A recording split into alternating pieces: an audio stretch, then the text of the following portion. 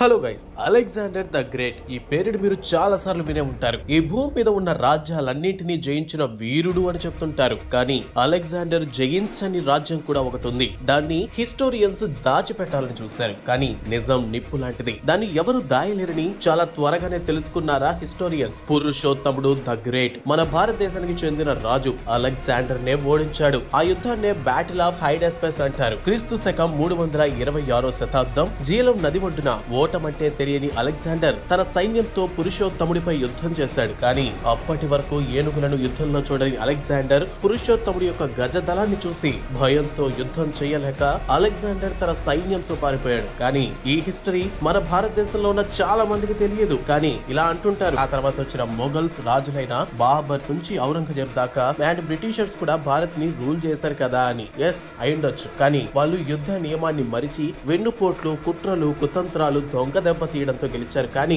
మన భారతదేశపు రాజులు రాజరాజ చోళ, ఛత్రపతి శివాజీ, సంభాజీ, శ్రీకృష్ణ దేవరాయలు, అశోకుడు ఇలా ఎందరో మహారాజులు ఎప్పుడూ మన యుద్ధ ధర్మాన్ని మరువలేదు. ఇన్ఫర్మేషన్ నచ్చితే ఛానల్ ని ఫాలో అవ్వండి. జై హింద్.